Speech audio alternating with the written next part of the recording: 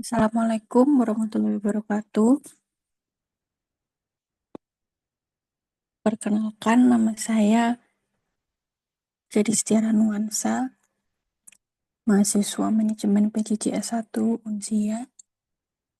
Kali ini saya akan membawakan materi kuliah dari mata kuliah Sistem Informasi Manajemen dari sesi 1 sampai dengan sesi 7.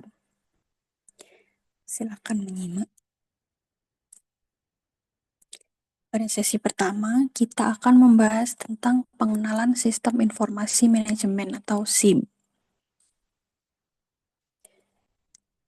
Sistem Informasi Manajemen atau SIM merupakan kombinasi dari manusia, teknologi, dan prosedur organisasi yang dirancang untuk mengumpulkan, menyimpan, mengolah, dan menyebarkan informasi guna mendukung proses pengambilan keputusan, koordinasi, kontrol, analisis, dan visualisasi dalam organisasi.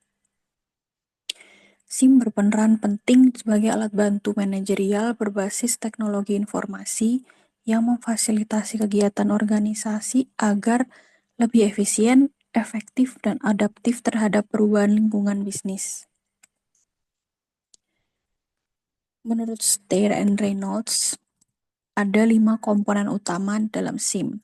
Yang pertama adalah perangkat keras atau hardware, yang kedua perangkat lunak atau software, yang ketiga basis data atau database, keempat prosedur, dan yang terakhir adalah manusia atau people. Kita akan membahas lebih lanjut pada sesi berikutnya.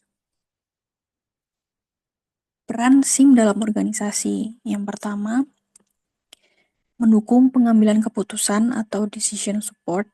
Yang kedua, meningkatkan efisiensi operasional atau operational efisiensi. Yang ketiga, mendukung koordinasi dan komunikasi antar bagian. Keempat, meningkatkan keunggulan kompetitif atau competitive advantage.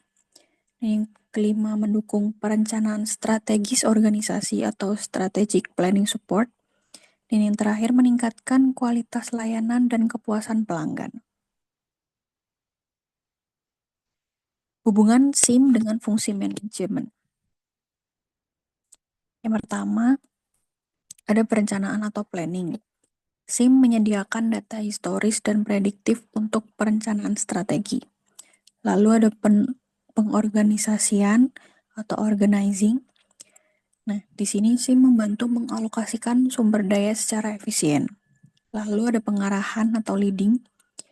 SIM mendukung komunikasi efektif dan pemantauan kinerja bawahan. Dan yang terakhir ada pengendalian atau controlling. Jadi SIM membantu untuk mengidentifikasi penyimpangan dan menyediakan laporan kinerja untuk pengambilan tindakan korektif. Jadi, SIM bukan hanya alat teknologi, tetapi juga instrumen manajerial yang memperkuat fungsi organisasi dalam mencapai tujuan. Lalu kita masuk pada sesi kedua, yaitu membahas data dan informasi. SIM berperan sebagai mekanisme yang mengumpulkan, mengolah, menyimpan, dan mendistribusikan data menjadi informasi yang berguna bagi manajer dan pengguna lainnya. Yang pertama, mari kita bahas ya. Pertama ada data. Data itu apa sih? Data itu adalah kumpulan fakta yang belum diolah, yang berpotensi memiliki makna setelah diolah. Nah, lalu ada informasi. Informasi ini adalah hasil dari proses pengolahan data tadi sehingga memiliki makna dan nilai bagi penggunanya. Kemudian ada pengetahuan.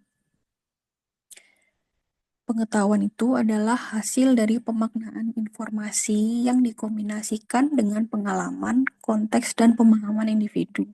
Jadi, pengetahuan adalah makna dari informasi, dan informasi adalah kumpulan data yang telah diolah. Kemudian proses transformasi dari data ke pengetahuan dalam SIM. Proses yang pertama yaitu pengumpulan data. Data dikumpulkan dari berbagai sumber internal, seperti transaksi, laporan keuangan, absensi pegawai, maupun eksternal.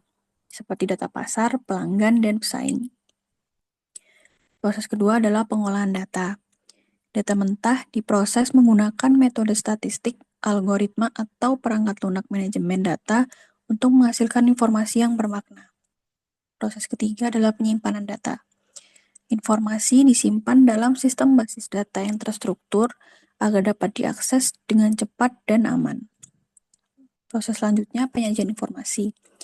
Informasi disajikan melalui laporan, grafik, atau dashboard manajemen untuk membantu pengambilan keputusan. Dan proses yang terakhir adalah pembentukan pengetahuan. Informasi yang telah diinterpretasikan oleh manajer berdasarkan pengalaman dan konteks organisasi menjadi pengetahuan yang digunakan untuk menyusun strategi, inovasi, dan kebijakan baru. Jenis-jenis informasi sendiri ada informasi strategis, informasi taktis, dan informasi operasional. Sedangkan untuk kualitas informasi ada 5, yaitu yang pertama akurat, relevan, tepat waktu, dan lengkap, dan yang terakhir dapat diverifikasi. Peran SIM. SIM ini berfungsi sebagai jembatan antara data mentah dan keputusan manajerial. SIM juga mendukung Knowledge Management System atau KMS yang memungkinkan organisasi untuk menyimpan, berbagi, dan memanfaatkan pengetahuan kolektif guna meningkatkan inovasi dan efisiensi. Selanjutnya, kita masuk ke materi pada sesi ketiga, yaitu komponen utama SIM yang tadi telah saya singgung di sesi pertama ya.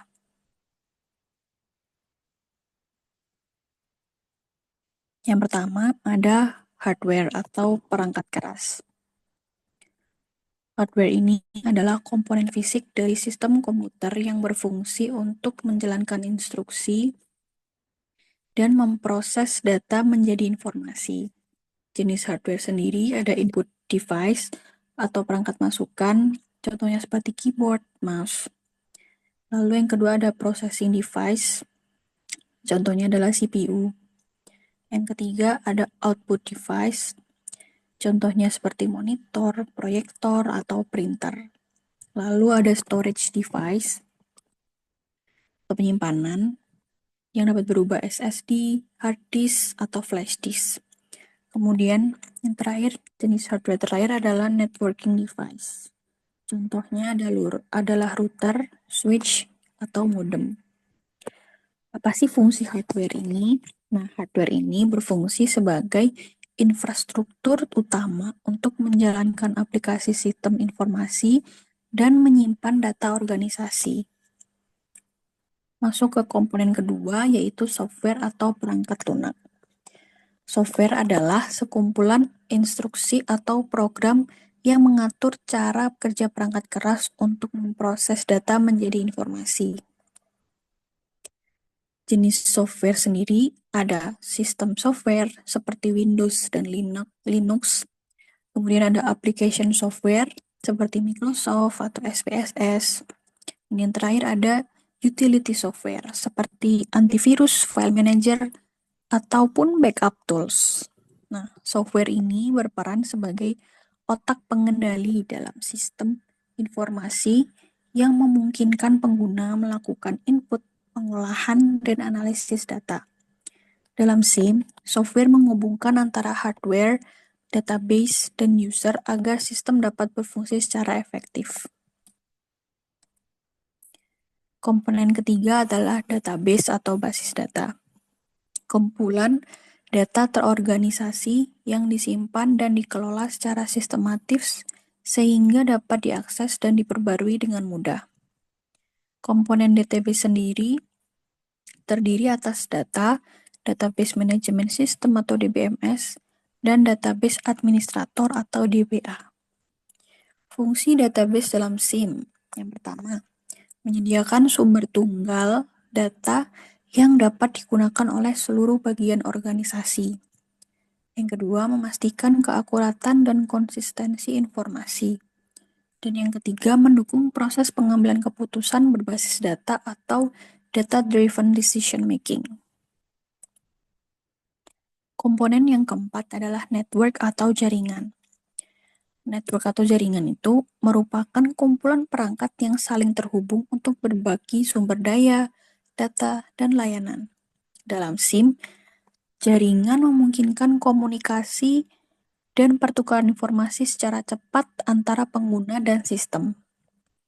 Nah, jenis-jenis network itu ada apa aja sih? Yang pertama ada LAN atau Local Area Network. Itu jaringan terbatas dalam satu lokasi.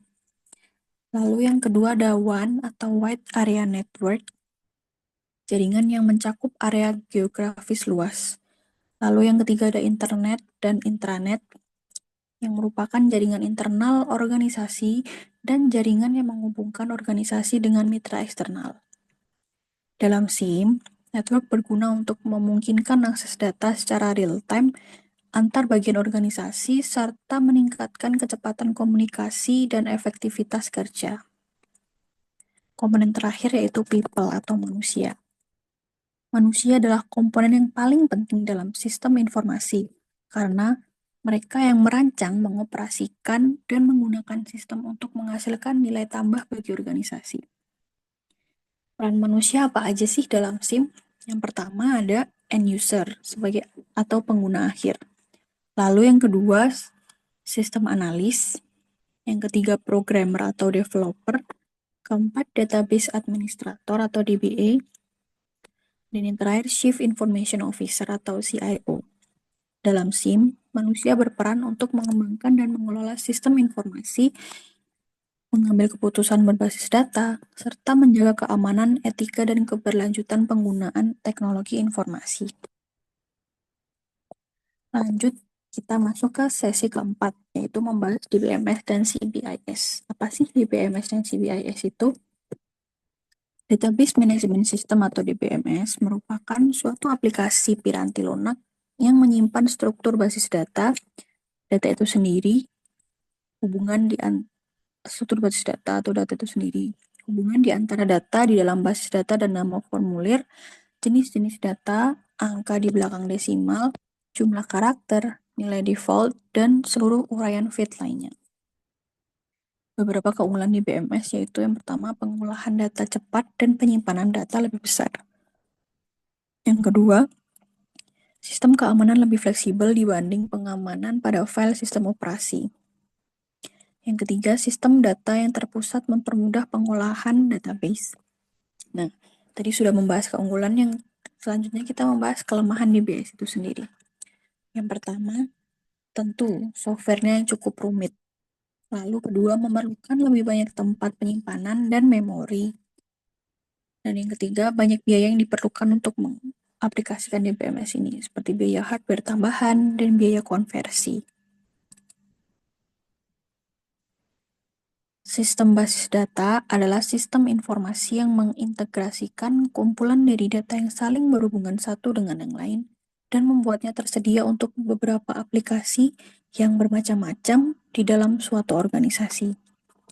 Keberadaan sistem basis data ini di dalam SIM sangat mutlak. SIM tidak akan terwujud tanpa melibatkan basis data. Selanjutnya kita membahas Computer Based Information System atau CBIS. CBIS ini merupakan suatu sistem pengolahan data menjadi informasi yang berkualitas dan digunakan sebagai alat bantu dalam pengambilan keputusan, koordinasi dan kendali, serta visualisasi dan analisis. Komputer memiliki peran yang sangat penting dalam sistem pembangkit informasi. Melalui integrasi yang dimiliki antar subsistem, sistem informasi akan mampu menyediakan informasi dengan cepat, tepat, akurat, dan berkualitas sesuai dengan manajemen yang membutuhkan. Subsistem CBIS sendiri ada yang pertama sistem informasi akuntansi atau SIA yang berguna untuk menghasilkan output informasi dalam bentuk laporan akuntansi standar. Kemudian ada sistem informasi manajemen sendiri atau SIM yang merupakan informasi Jadi informasi tersedia di dalam laporan periodik, laporan khusus, dan hasil simulasi yang menjadi output informasi dan digunakan manajer saat membuat keputusan untuk pemecahan masalah. Lalu yang ketiga ada sistem penunjang keputusan atau DSS yang akan dibahas nanti selanjutnya, yang berguna untuk menyediakan dukungan pemecahan masalah. Kemudian ada automatisasi kantor atau OA, merupakan semua sistem elektronik formal dan informal, terutama berkaitan dengan komunikasi informasi ke dan dari orang-orang di dalam maupun di luar perusahaan. Yang lain adalah sistem pakar atau ISS, maaf kurang S. Sistem informasi yang memiliki intelijensia buatan atau AI yang menyerupai intelijensia manusia. Kemudian lanjut ke sesi yang kelima, membahas sistem informasi akuntansi atau SIA. Sistem informasi akuntansi atau SIA adalah sistem yang berguna untuk melakukan pemrosesan data menjadi informasi sekaligus sebagai pengumpul, pencatat, dan penyimpanan data. Data dan informasi ini nantinya digunakan untuk memudahkan dalam pengambilan keputusan. Beberapa fungsi SIA, yang pertama, sistem pengendali keuangan agar tidak ada kecurangan. Lalu, mengubah kumpulan data menjadi informasi keuangan perusahaan. Dan fungsi terakhir, yang ketiga, mencatat data transaksi secara tepat dalam jurnal. Siklus SIA sendiri, yang pertama ada siklus pendapatan atau revenue, siklus pengeluaran atau expenditure, 3 siklus penggajian sumber daya manusia atau payroll, 4 sistem produksi, dan yang kelima sistem keuangan. Sedangkan untuk subsistem SIA, yang pertama ada sistem pemrosesan transaksi, kedua sistem buku besar, dan yang ketiga sistem manajemen pelaporan. Lanjut ke sesi ke-6, yaitu kita membahas jenis-jenis SIM. Yang pertama ada Transaction Processing System atau TPS. TPS adalah sistem yang digunakan untuk merekam, memproses, dan menyimpan transaksi rutin harian dalam organisasi. Contoh TPS yang pertama ada sistem absensi kehadiran karyawan. Lalu yang kedua ada sistem pemesanan tiket online. Dan yang ketiga sistem penjualan di kasir supermarket. TPS ini menjadi pondasi awal sistem informasi. Kenapa? Karena data yang dikumpulkan oleh TPS akan digunakan oleh sistem lain seperti MIS dan DSS yang akan kita bahas selanjutnya. Yang kedua, Manajemen Information System atau MIS. MIS mengolah data dari TPS tadi menjadi laporan dan informasi periodik untuk membantu manajer dalam mengontrol dan merencanakan kegiatan organisasi. Apa sih contoh MIS itu? Yang pertama, laporan kinerja divisi keuangan. Kedua, laporan penggunaan bahan baku dalam produksi. Dan yang ketiga, laporan penjualan bulanan berdasarkan wilayah. MIS ini berperan untuk memberikan gambaran kinerja organisasi secara menyeluruh dan menjadi dasar untuk pengambilan keputusan taktis dan evaluasi performa. Jenis yang ketiga ada Decision Support System atau DSS. DSS ini digunakan untuk mendukung pengambilan keputusan kompleks yang bersifat semi terstruktur dengan menggunakan model analisis data dan simulasi. Contoh DSS adalah yang pertama, sistem analisis risiko keuangan. Lalu yang kedua, sistem peramalan permintaan produk. Dan yang ketiga, ada sistem rekomendasi lokasi bisnis baru. Dalam SIM atau Sistem Informasi Manajemen, DSS ini membantu manajer dalam mengambil keputusan berbasis data atau data-driven decision dengan dukungan analitik dan model yang sistematis. Jenis yang selanjutnya adalah Executive Support System atau ESS. ESS adalah sistem yang memberikan informasi strategis bagi manajemen puncak untuk mendukung pengambilan keputusan jangka panjang. Contoh ESS adalah yang pertama, Sistem Business Intelligence atau BI untuk direksi. Lalu yang kedua, dashboard kinerja perusahaan. Dan yang ketiga, laporan penjualan global dan tren pasar. ESS ini membantu manajemen puncak dalam mengawasi kinerja organisasi, memantau indikator strategis, dan menentukan arah kebijakan perusahaan.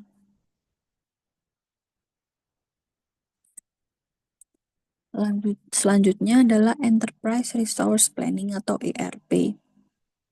ERP merupakan sistem informasi terintegrasi lintas fungsi organisasi yang menggabungkan semua aspek bisnis seperti keuangan, sumber daya manusia, produksi, logistik, hingga pemasaran ke dalam satu platform. Contoh ERP adalah Microsoft Dynamics 365, lalu ada SAP, System Applications and Products, lalu contoh yang terakhir yang saya tahu adalah Oracle ERP Cloud. ERP ini berfungsi untuk menyediakan integrasi data antar fungsi organisasi serta meningkatkan efisiensi dan akurasi informasi. Nah, selanjutnya materi sesi ketujuh yaitu tentang sistem pendukung keputusan. Sistem pendukung keputusan atau Decision Support System atau disingkat DSS merupakan sistem berbasis komputer yang membantu manajer dalam mengambil keputusan untuk permasalahan semi terstruktur atau tidak terstruktur dengan menggabungkan data, model analisis, dan antarmuka pengguna atau user interface. Selain itu, DSS juga bertujuan untuk mendukung keputusan manajer dan bukannya mengubah atau mengganti keputusan tersebut. Hal ini dapat meningkatkan efektivitas manajer dalam pembuatan keputusan dan bukan untuk peningkatan efisiensi. Komponen utama DSS yaitu ada 4. Yang pertama, database, model base, software system, dan user interface.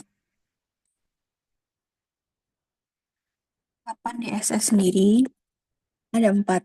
Itu yang pertama, tahap pemahaman atau intelligence phase, yaitu aktivitas menyelidiki lingkungan kondisi-kondisi yang memerlukan keputusan.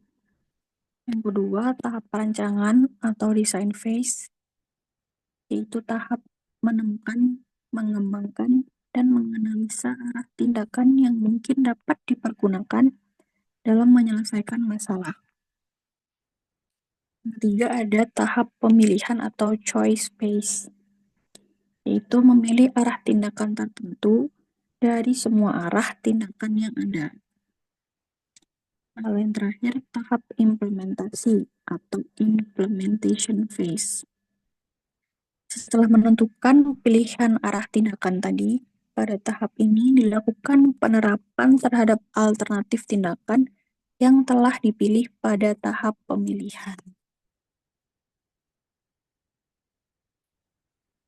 Sekian ringkasan materi dari sesi pertama hingga 7 dari saya. Kurang lebihnya mohon maaf. Saya mohon maaf apabila ada salah kata atau materi yang saya sampaikan kurang sempurna. Terima kasih atas perhatiannya. Sekian dari saya. Wassalamualaikum warahmatullahi wabarakatuh.